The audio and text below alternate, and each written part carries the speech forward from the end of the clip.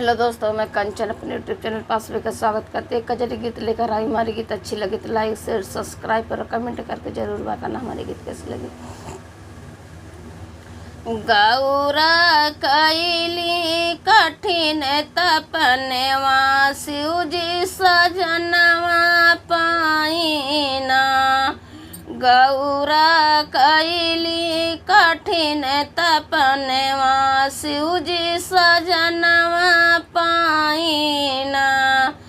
कौने तिथि का लगन लिखाइल, कौने तिथि बियाहवाना। कौने तिथि बियाहवाना, कौने तिथि का लगन लिखाइल, कौने तिथि बियाहवाना।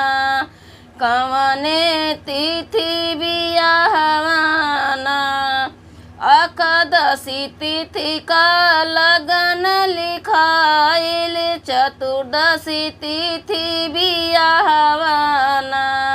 चतुर्दशी तिथि बियाहवाना, जब त्रिपुरारी बियाहन गाए, जब त्रिपुरारी बियाहन गाए, चढ़ी के नंदी बयलवाना।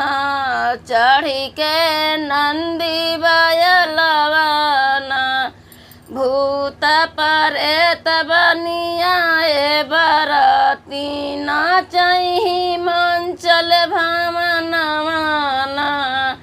भूत पिशाच बनियाए बराती, नाचहि मंचल भवनवाना। भूत प्रेत बनियाए बराती, नाचहि मंचल भवनवाना। गौरा कैली कठिन तपनवा, शिवजी सजनवा पाइना। गौरा कैली कठिन तपनवा, शिवजी सजनवा पाइना। शिव के लीलार पर छाई मैना रानी, शिव के लीलार पर छाई मैना रानी। काला नाग मारै फूफू करवाना, काला नाग मारै फूफू करवाना। भयंकर रूप उतारै महादेवा, सुंदर दुल्हा चल मंडपवाना। भयंकर रूप उतारै महादेवा, सुंदर दुल्हा चल मंडपवाना। भयंकर रूप उतारै महादेवा, सुंदर दुल्हा चल मंडपवाना। गौरा कैली कठिन तपनवा, शिवजी सजनवा पाइना। गौरा कैली कठिन तपनवा, शिवजी सजनवा पाइना।